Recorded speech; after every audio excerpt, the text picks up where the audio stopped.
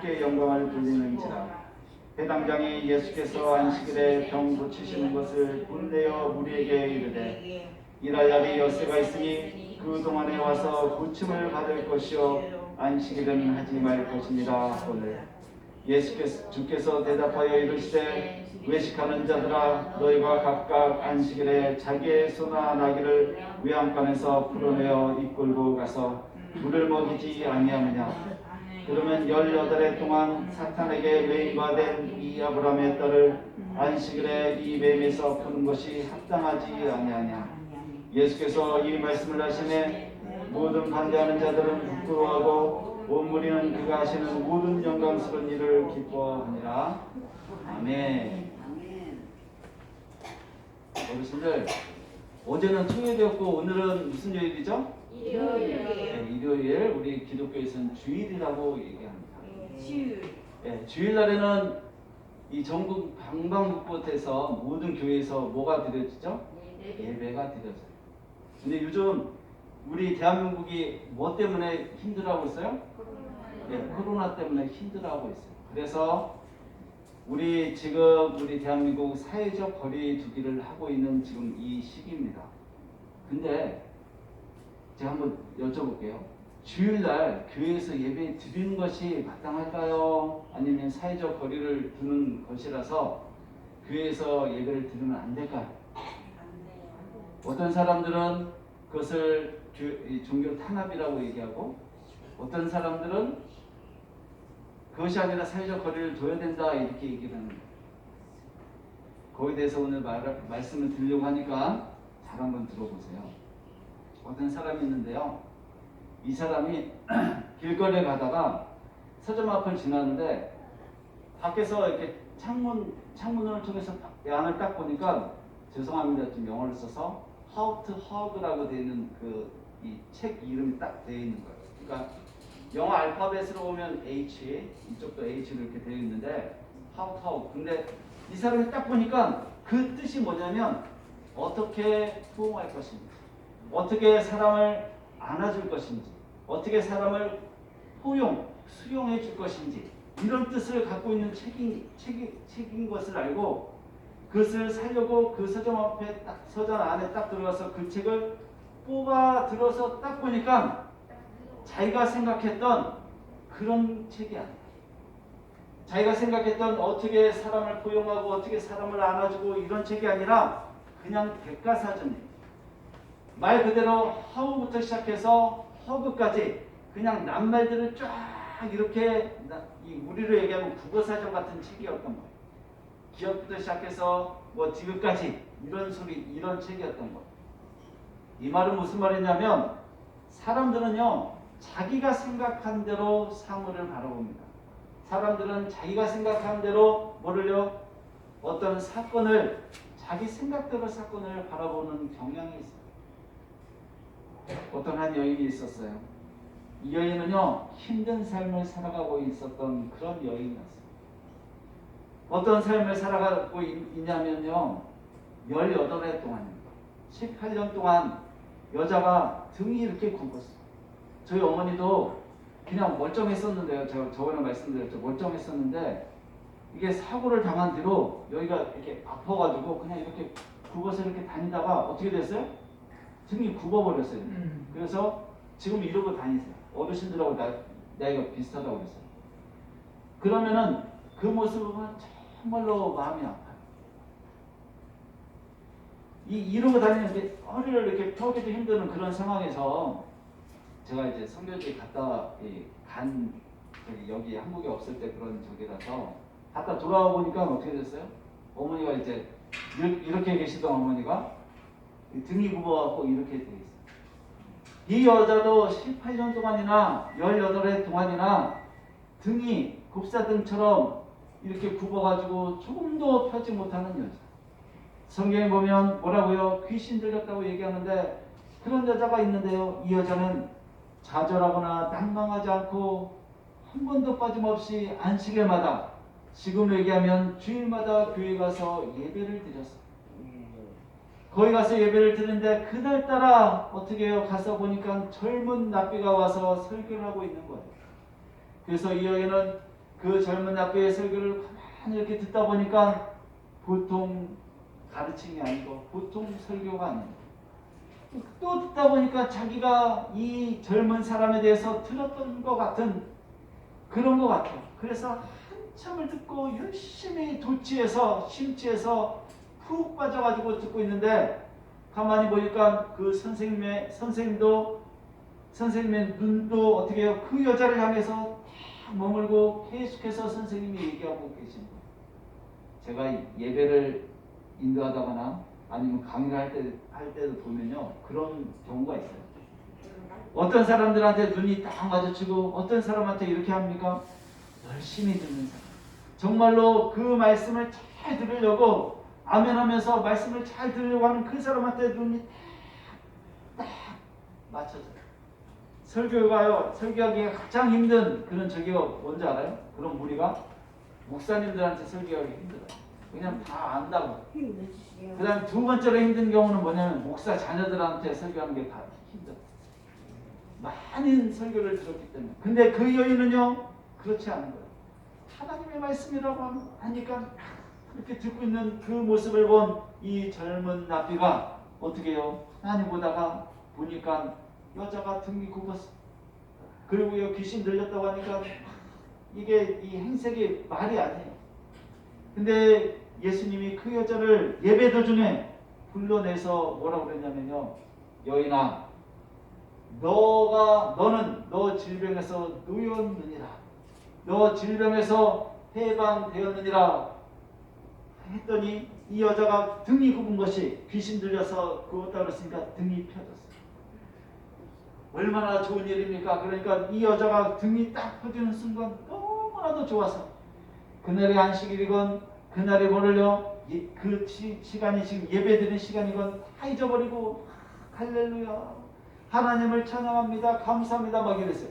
여기서도요, 우리 어르신들이 지금 이렇게 주무시다가 가끔 일어나고 어떻게 합니까? 한 소리 이렇게 해버리면 어떻게 돼요?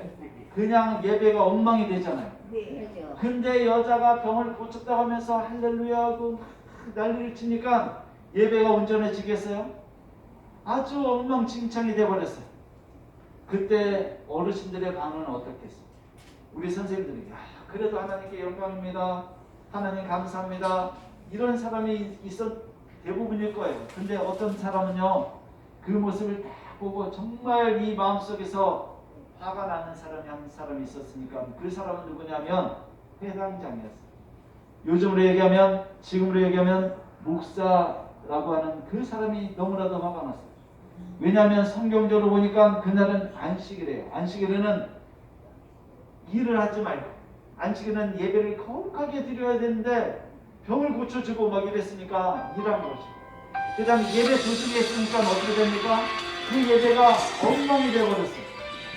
그러니까 이 회장장이 하는 소리가 뭐라고 그러냐면, 아니 여보시게 그 여인한테, 아니 이봐, 월요일, 화요일, 수요일, 목요일, 금요일, 토요일 이렇게 일할 기간이 6일이나 있는데 왜 하필이면 안식일에 와가지고 병을 고쳐주고 병 고침을 받는 거야?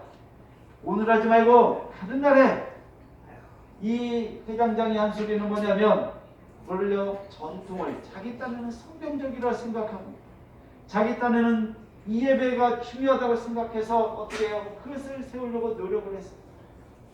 그렇다고 그러면 예수님은 왜 안식일인 걸 몰랐을까요? 예수님은 그 시간이 예배드리는 시간인 것을 몰랐을까요? 아니요, 알고 있었어요. 근데 왜 예수님께서는 그런 행동을 하셨을까? 그것은 뭐냐면, 예수님께서는요, 그 여인을 보자마자 뭐라고요? 고쳐주지 않고는 견딜 수 없는 그 사랑하는 마음이 마음속에서 너무나도 넘쳐났던 거예요. 그래서 예배가 중요한 것이 아니라 뭐라고요? 귀신 들려서 그 질병에서 고통당하는 그 여인을 보자 예배가 중요한 것이 아니라 그 여인을 향하는 그 사랑하는 마음이 있어서 예배를 중지하고서라도 뭐라고? 그 여인을 고쳐주었던 거예요. 그래서 예수님께서도 말씀하셨잖아요. 뭐라고요?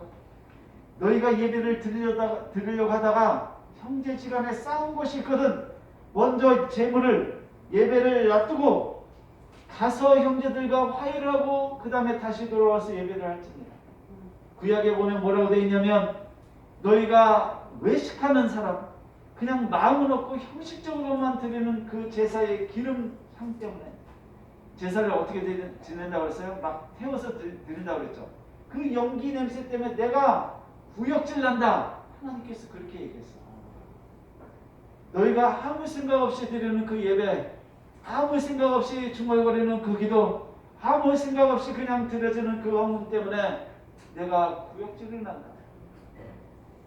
마음이 떠나가는 자들아, 마음이 떠나가는 자들아, 너희가 왜 예배를 드리고 너희가 왜 기도를 하고 너희가 왜 헌금을 해야 되는지 그것을 예수님께서는 책망을 하셨다는 것입니다. 아멘. 예수님께서 그렇게 한 것은요, 사랑의 증거예요. 사랑의 근거를 두고 하는 거예요. 어떤 교회에서요, 교육관을 지으려고 막 헌금을 하고요, 막 추진하려고 하니까 반대하는 사람들이 있었어요. 그 반대하는 사람들이 아니 그 돈을 가지고 교육관 짓지 말고 성경하고 구제하고 막 이러지 왜 또 교육관을 짓습니까? 이렇게 막 항의를 했어요. 그래도 그 교회에서 교육관을 짓기 시작하자 어떻게 그 사람들이 떠나버렸어요. 그리고 좀 뒤에서 들려오는 소리가 뭐라고 하냐면 교육관을 다 지으면 다시 돌아오게. 다 지으면 돌아오겠대요. 그 얘기는 뭐예요? 성교의 목적이 있는 것이 아니라 구조의 목적이 있는 것이 아니라 헌금하기 싫어서, 헌신하기 싫어서 드셨다는 거예요. 예수님께서 말씀하십니다. 책망하십니다. 외식하는 자들아, 너희들 중에 소나 낙이나 양이 주일이라고 할지라도 이 목말라 하거든 마구간에서 끌어내어서 물을 먹이지 않느냐. 근데 18년 동안이나 18해 동안이나 귀신 들려서 그 질병으로 고통당하는 여인을 내가 연민한다고 해서 무엇이 잘못됩니까? 마구간에서 단 하루 고통받는 그 마귀한테 너희가 동정하던데 어떻게 18해 동안이나 고침받지 못하고 병들어 있고 사단에 매여 있는 그 여종한테는 동정하지 못하는 거야. 너희 예배가 중요한 것이 아니야. 한 영혼을 구원하는 것이 중요한 거야. 성경에 보면 한 영혼은 천하보다 귀중하다 그렇게 말씀해 주고 계십니다. 근데 많은 사람들이 그렇지 않아요. 많은 사람들이 예배가 중요하다고 그렇게 말하는 사람들이 많이 있어요. 심지어는요, 제가 선교도 하다 왔다고 그랬잖아요. 가서 보면 지금은 안 그러는데 90년대 가보니까 선교사님을 가정에서도 돕고 막 돕는 현지인들이 있어요. 근데요, 이 선교사님들이 현지인들한테 주일에도 일을 시키고 자기는 선교한다고 선교지로 가. 이건 뭐 하는 건지 모르겠어요. 이것은 선교지의 일뿐만 아니라 가끔 현실에도 그래요. 제가 직장 생활을 계속 했어요. 직장 생활 하다 보면요, 기독교 성도인 사장이요, 주일이라고 해서 자기는 교회 가서 예배 드린다고 직원들은 어떻게 해요? 일을 시켜. 그래 놓고 어떻게 보면 뻔뻔한 거예요. 뻔뻔하고. 뭐라 그러냐면 평일날에는 예수 믿어. 우리 가서 우리 교회 갑시다. 아니 교회가 시간이나 주고 교회 가자고 하든지. 그냥 자기 혼자 주일이면 예배 주일 성수한다고 해서 예배 드리러 막 하고 자기 직원들은 그냥 일만 시켜놓고 뭘 예수를 믿으라고 하고 교회를 가라고 그러는지. 하나님께서는요, 그 영혼을 실족하게 하는 것, 천하보다도 귀중하게 여기는 그 영혼을 실족하게 하는 것, 그것은 반드시 물으실 겁니다. 이 성도라고 하는 이 사장은요, 하나님 앞에 엄청난 죄를 짓고 있는 거예요. 구원의 문을 막았습니까? 교회 다니는 일을 막았습니까? 하나님께서 반드시 그것을 물으실 것입니다. 저 천국에 가서. 왜 너만 주일날 예배를 드리고 주일날 교회 가는 이것은요, 초신자들의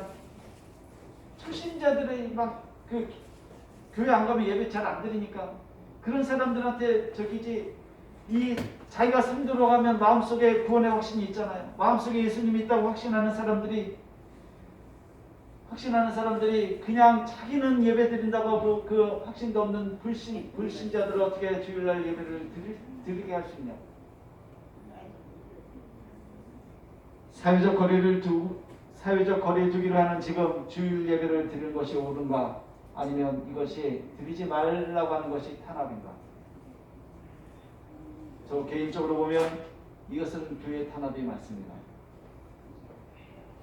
왜 탄압이 맞냐면 정부의 정책이나 정부가 하는 것들이 실책들이 많이 있어요. 초기에 저희 나라 같은 경우에는 초기에 잘 막았으면 됐음에도 불구하고 입국 금지를 시키지 않고 신천지를 통해서 병이 확산되자 어떻게 해요? 신천지 탓만. 그리고 이 정부에 추진하는 것은요, 반미, 반일. 일본이 우리 한인을 입국 금지하자 우리도 바로 입국 금지 시켰어요. 근데 중국이 우리 한국 사람들 입국 금지해도 아무런 소리를 안 해. 전 세계에서 중국을 금지 안 한 나라는 우리 대한민국뿐이에요. 그리고요, 우리 이 정부가요, 정책을 하는 데 있어서 여론에 밀려서 많은 것들을, 마스크 수급 문제도 그렇고요. 그 다음에 또 뭐라고 하냐면, 우리 종교적인 그 교회에 대해서 얘기를 말씀드리면, 우리 교회에서 뭐라고 예배를 드리지 말라고 하기 이전에 한번 생각을 한번 해보세요. 우리 교회에서 우리 열심히 있는 성도들도요, 교회 몇 시간 가요? 일주일에? 주일날 1시간. 수요일날까지 가서 예배드리면 수요일도 가? 금요일까지 예배드리면 금요일도 가? 미쳤구나. 원래 예수에 미쳤구나. 새벽 예배도 가면 저 사람은 그냥 내놓습니다. 이런 것 하고 세계적으로 공장들이 멈춰서 있어요. 세계적으로 공장들이 멈춰서 있는데 한번 생각해 보세요. 사무직들은 멈춰 있나요? 멈춰 있잖아요. 아니 일주일에 한 번 1시간 2시간 가서 예배 드리는 것 그것하고요, 그냥 하루에 8시간 매일 꼬박꼬박 그렇게 일하는 그런 사람들하고 비교를 해보면 어디가 더 발병률이 더 높겠어요. 그리고 중요한 것은요, 이 정부가 실책을 했어요. 뭐냐면 먼저 어저께도 통화하고 어저께도 보면요, 한 10시가 넘어서 PC방을 간다고 제가 가르쳤던 이 청년을 보면 PC방을 간대요. PC방을 가던 어디를 가든 한번 나가보십시오. 어디를 누굴 만나려고 제가 그 커피숍에 갔더니 커피숍에 사람이 엄청나게 많아. 너무나도 많아갖고 한 며칠 안 됐어요. 그냥 나왔어요. 들어갈 수가 없어서. 왜 교회 탄압이 많냐면 이런 것들을 다 하면서 교회도 따라 주십시오. 이렇게 하면 교회가 할 말이 없어요. 그러나 신천지라는 민명하에서 우리 정부는요, 반기독교적인 정부입니다. 원내대표가 기자회견 때 대놓고 얘기했습니까? 이번 총선이 끝나고 총선에서 이기면 종교를 손을 보겠다. 근데 마침 잘 된 거예요. 신천지가 일어나고. 이것은 종교 탄압이 맞아요. 아직도 많은 곳에서 예배 드리는 것보다 더 많은 오래 머무는 그런 곳이 있음에도 불구하고, 아니면 다른 나라처럼 그냥 다 통제를 하든지.